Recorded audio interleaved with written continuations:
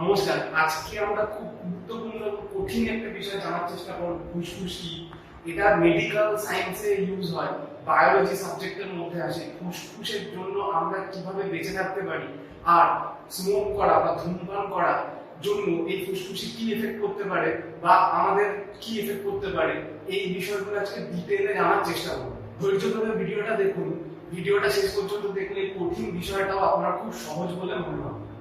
আমরা যে সারাদিন এত দৌড়ঝাঁপ করছি, কাজকর্ম করছি, অফিসে যাচ্ছি, ইউটিউব ভিডিও বানাচ্ছি, এই যে এত রকম কাজ করছি, এর জন্য কিন্তু এই যে শক্তি, এই কাজের জন্য যে শক্তি দরকার হয়, সেই শক্তি কিন্তু আসে খাদ্য থেকে, অক্সিজেনের উপস্থিতিতে।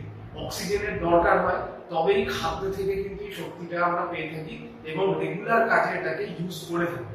তো এই যে অক্সিজেন, এটা আমরা কোথা থেকে পাবো? এর জন্য আমাদের নিঃশ্বাস প্রশ্বাস নিঃশ্বাস নিতে হবে।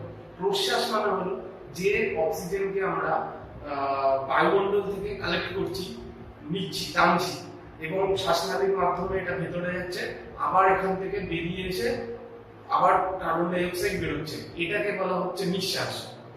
যখন নিচ্ছি তখন সেটাকে বলা হচ্ছে প্রশ্বাস, এবং যখন সেটা ছাড়ছি তখন সেটাকে বলা হচ্ছে নিঃশ্বাস। তো এই যে প্রশ্বাস নিঃশ্বাসের খেলা, এই খেলায় কিন্তু ফুসফুস সব থেকে গুরুত্বপূর্ণ ভূমিকা পালন করে থাকে। ফুসফুস কিন্তু দেখতে অনেকটা বেলুনের মতো হয়, মানে ওই যে খোলায় যে বেলুন, সেই বেলুন ফোলানো বেলুনের মতো দেখতে হয়, দুখানা থাকে, পাশাপাশি দুটো বেলুন থাকে।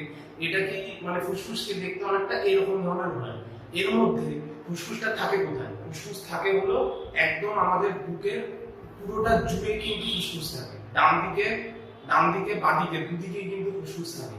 এই ফুসফুসের মানে নিচের দিকে কিন্তু হৃৎপিণ্ড থাকে, মানে হৃৎপিণ্ডর উপরে, হৃৎপিণ্ডর যদি এরকম জায়গায় থাকে তাহলে ফুসফুস থাকবে তার ঠিক উপরে মানে পাশাপাশি, মানে সাইডে উপরে থাকে, দুপাশে থাকে। হৃৎপিণ্ড থাকে বাদিকে আর ফুসফুস থাকে পুরোটা জুড়ে। এবার দেখুন, এই যে দুটো বেলুন এখানে রয়েছে, এই দুটো বেলুন মানে ডান দিক বাদিক দুদিকেই আছে, কিন্তু হৃৎপিণ্ড যেহেতু বাদিকে আছে আর এর উপরে ফুসফুসটা আছে, তাই বাদিকের ফুসফুসের কিন্তু সাইজটা একটু ছোট হয়। বেলুনের যে সাইজটা সেটা কিন্তু একটু ছোট হয় ডান দিকেরটার তুলনায়। আর যেহেতু ছোট হয়, ফুসফুসের এই দুটো বেলুনই কিন্তু কিছু কিছু খণ্ডে বিভক্ত রয়েছে। এই খণ্ডগুলোর মধ্যে এই দুটো বেলুনের মধ্যে যে খণ্ডগুলো থাকে, ডান দিকের বেলুনটার মধ্যে কিন্তু 3টে খণ্ড থাকে, আর বাদিকের বেলুনটার মধ্যে কিন্তু 2টো খণ্ড থাকে। যেহেতু হৃৎপিণ্ড আছে, তাই এর উপরের যে বেলুনটা রয়েছে সেখানে কিন্তু 2টো খণ্ড রয়েছে। এই খণ্ডগুলো কিন্তু আবার অনেক ছোট ছোট অংশে বিভক্ত রয়েছে, যাদেরকে বলা হয় লোবিউল। লোবিউল বলা হয় লোবিউল। এই ছোট ছোট যে এই যে টোটাল 3টে খণ্ড আর 2টো খণ্ড, টোটাল যে 5টা খণ্ড আছে, এই 5টা খণ্ডের মধ্যেও কিন্তু ছোট ছোট অনেক ভাগ আছে, তাকে বলা হয় লোবিউল। আর এই যে 5টা খণ্ড, এই 5টা খণ্ডের এক একটা খণ্ডকে বলা হচ্ছে কিন্তু লোব। এই যে লোবিউল গুলো আছে, এই লোবিউল গুলো কিন্তু আবার ছোট ছোট ভাগে ভাগ করা যায়। সেই ছোট ছোট ভাগগুলোর নাম হলো অ্যালভিওলাই। অ্যালভিওলাই দিয়ে, এই মানে টুকরো টুকরো অ্যালভিওলাই দিয়ে কিন্তু লোবিউল তৈরি হয়। আর এই অ্যালভিওলাই এর উপর কিন্তু এক রকমের আবরণ দেওয়া থাকে, এক রকমের আশাকার আবরণ থাকে। আশাকার মানে আঁশের মতো দেখতে অনেকটা, সেরকম একটা আবরণ দিয়ে এটা ঢাকা থাকে।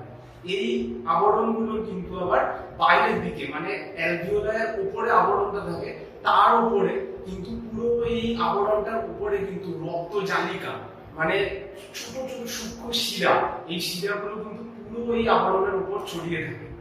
মানুষের ফুসফুসকে কিন্তু অনেকটা দেখতে এরকম টাইপের হয়। এর যে বাদিকের যে বেলুনটা থাকে, সেই বাদিকের বেলুনের নাম মধ্যে কিন্তু 2টো ভাগ থাকে, একটা হলো আপার, একটা হলো লোয়ার।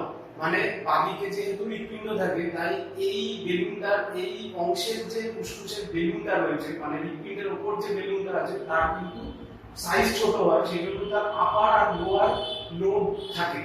আর ডান দিকে যে বেলুনটা আছে তার কিন্তু 3টে ভাগ থাকে, আপার, মিডল, লোয়ার। তো এই হলো ফুসফুসের লোবের মেইন স্ট্রাকচার। আমাদের শরীরের ভেতর যে অক্সিজেন কার্বন ডাই অক্সাইডের খেলা চলছে, সেই খেলাকে কিন্তু এক কথায় বলা হয় শ্বসন বা রেসপিরেশন। শ্বসন দু রকমের হয়, একটা হলো অন্তঃস্থ শ্বসন আর একটা হলো বহিঃস্থ শ্বসন। ইংলিশে এটাকে বলা হয় internal respiration and external respiration. তো প্রথমে আসি বহিঃস্থ শ্বসন কি।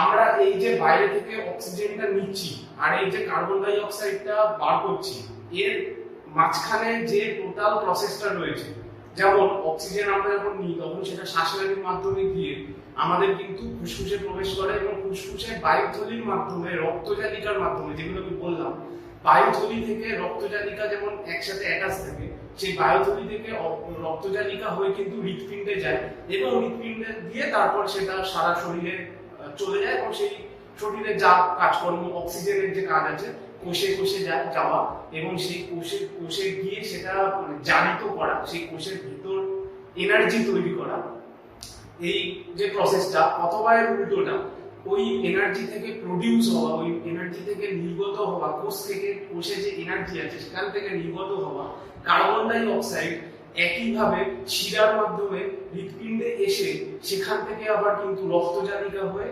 বায়ুথলি বা অ্যালভিওলাই হয়ে সেটা কিন্তু শ্বাসনালী দিয়ে আমাদের নাক দিয়ে বের হচ্ছে। এই যে টোটাল প্রসেসটা, এই প্রসেসটাকে কিন্তু বলা হচ্ছে বহিঃস্থ শ্বসন। তো বহিঃস্থ শ্বসন মানে কি, যেটা বাইরে থেকে আমরা যে অক্সিজেনটা নিচ্ছি এবং যে কার্বন ডাই অক্সাইড বার করছি তার মাঝখানে যে টোটাল প্রসেসটা, সারা শরীর যে ঘুরছে ওই অক্সিজেন এবং কার্বন ডাই অক্সাইড, এই টোটাল যে রেসপিরেটরি যে সিস্টেমটা আছে, রেসপিরেশন সিস্টেমটা আছে, সেটাকে বলা হচ্ছে বহিঃস্থ শ্বসন।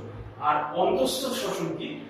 অন্তঃস্থ শ্বসন হলো ওই যে কোষের মধ্যে যখন অক্সিজেনটা প্রবেশ করছে এবং অক্সিজেন প্রবেশ করার পর কোষ থেকে জারিত হওয়ার পরে, কোষে এনার্জি তৈরি করার পরে যে কার্বন ডাই অক্সাইডটা বার হচ্ছে, শুধু ওইটুকু প্রসেসকে কিন্তু বলা হচ্ছে অন্তঃস্থ শ্বসন।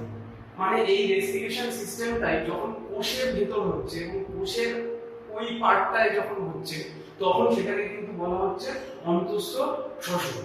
যেহেতু এই অন্তঃস্থ শ্বসন কোষের মধ্যে হচ্ছে এবং কোষ থেকে টিস্যুতে যাচ্ছে, টিস্যু আর কোষের মধ্যে যে শ্বসন ঘটছে বা যে রেসপিরেশন ঘটছে, সেইটাকেই কিন্তু বলা হচ্ছে অন্তঃস্থ শ্বসন। তাই এটার আরেক নাম হলো কলাকোষীয় শ্বসন। যেহেতু কলার কোষের মধ্যে শোষণটা হচ্ছে, তার জন্য এর নাম হলো কলাকোষীয় শ্বসন, যাতে ইংরেজিতে বলা হচ্ছে টিস্যু রেসপিরেশন। ফুসফুসের যে দুটো বেলুন থাকে, এই দুটো বেলুনকে এক একটাকে কিন্তু ফুসফুস বলে। মানে লাং বলতে যেটা বোঝায় লাং, সেই লাং কিন্তু এক একটা বেলুন, দুটো বেলুন নিয়ে কিন্তু ফুসফুস দ্বয় বলা হয় বা ইংলিশে লাংস বলা হয়। তো এই ফুসফুস দ্বয়ের যে এক একটা ফুসফুস, সেই এক একটা ফুসফুস কিন্তু প্লুরা নামে এক ধরনের দ্বিস্তরীয় আবরণ দিয়ে কিন্তু মোড়ানো থাকে।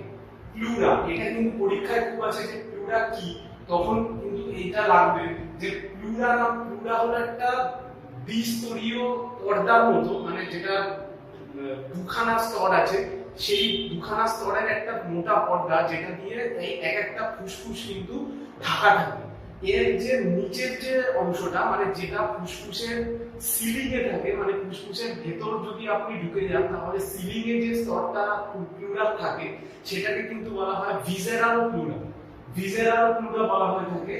আর এই এর যে বাইরের অংশটা, মানে ফুসফুস আর বুক মানে বক্ষ, এর মাঝখানে যে লেয়ারটা থাকে সেটাকে বলা হয় প্যারাইটাল প্লুরা। এই দুটো প্লুরা কিন্তু ফুসফুস দুটোকে ঘিরে থাকে।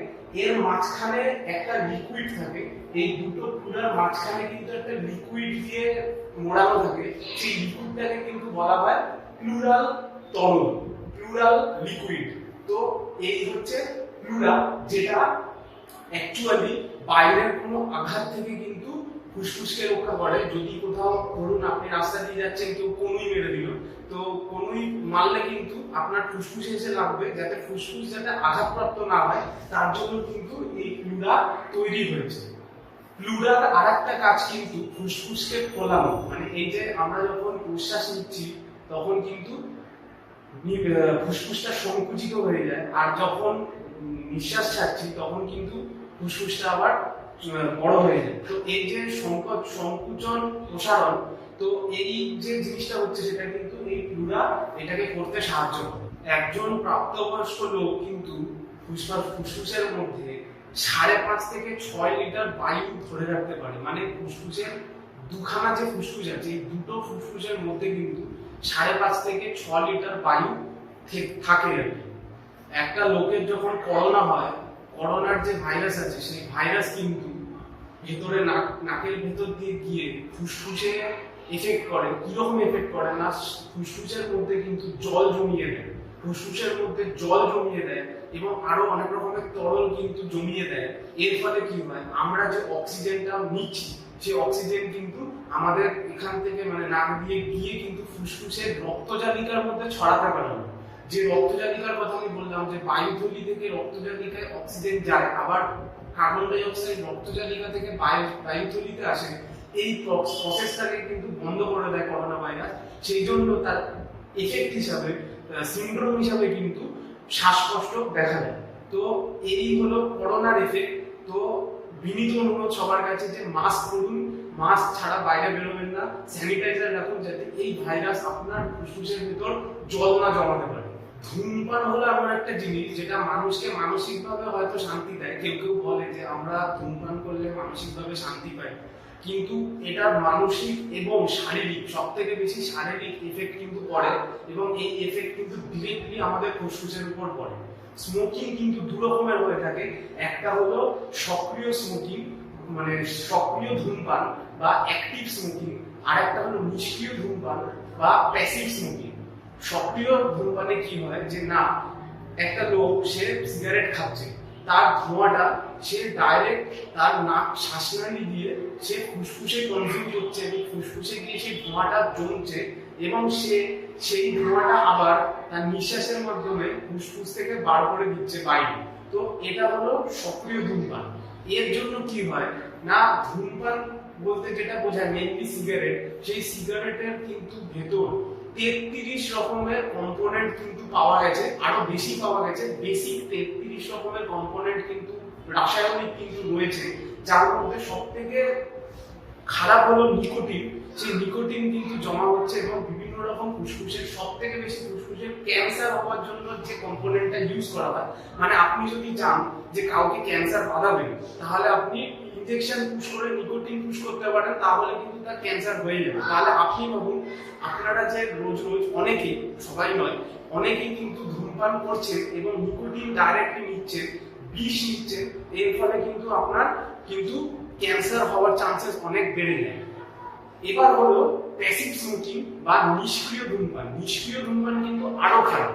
মানে কোন লোক ধরুন কোথাও দাঁড়িয়ে সিগারেট খাচ্ছে, তো তার ধোঁয়াটা পাশের একজন কেউ নিচ্ছে, তখন কি হচ্ছে যে 33 রকমের কম্পোনেন্ট এবং নিকোটিন সেটা কিন্তু যাচ্ছে তার শরীরে এবং তার ফুসফুসের ভিতর ঢুকে যাচ্ছে, কিন্তু সে কিন্তু সক্রিয় ধূমপানকারী বা অ্যাক্টিভ স্মোকারদের মতো কিন্তু সে ধোঁয়াটা কিন্তু বাইরে বার করছে না।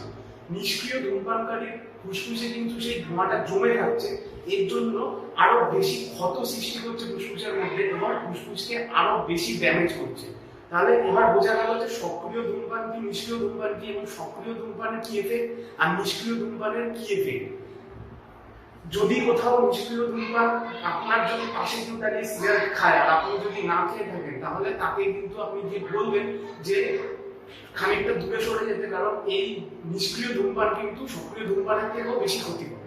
আপনি যখন সিগারেট খাবেন, মানে যারা খায় তারা জেনে থাকবেন যে সিগারেটের কিন্তু একদম মাথার দিকে একটা ফিল্টার থাকে, একটা ব্রাউন কালারের মোড়া একটা পদার্থ থাকে, সেই ফিল্টার কিন্তু আপনার যে ধোঁয়াটা আপনি নিচ্ছেন সেটাকে কিন্তু ফিল্টার করে দিচ্ছে খানিকটা হলেও। কিন্তু আপনি যখন যে ধোঁয়াটা ছাড়ছেন সেটা কিন্তু আনফিল্টার্ড ধোঁয়া, তো সেই ধোঁয়াটা কিন্তু ফিল্টার করা থাকে না এবং যে নিষ্ক্রিয় ধূমপান করছে তার শরীরে কিন্তু সেই আনফিল্টার্ড ধোঁয়াটা কিন্তু তার মধ্যে চলে যাচ্ছে। তো এইভাবে নিষ্ক্রিয় ধূমপানকারীদের কিন্তু অবস্থা আরো খারাপ হয়ে যায় এবং যদি ক্যান্সার কারোর থেকে থাকে তার ক্যান্সারকে কিন্তু দ্বিগুণ তিনগুণ মাত্রায় বাড়িয়ে দিতে পারে। তো আশা করি বোঝা গেছে যে ফুসফুস কি, ফুসফুসের কাজ কি এবং ধূমপান কত রকমের হয় এবং কোনটা বেশি ক্ষতিকর কোনটা কম ক্ষতিকর। যদিও দুটোই ক্ষতিকর, তো তাও একটা ডিস্টিংগুইশ কোথাও করা যায়। তো আশা করি এটা বোঝা গেছে এই ব্যাপারগুলো। তো দেখা হবে নেক্সট ভিডিও।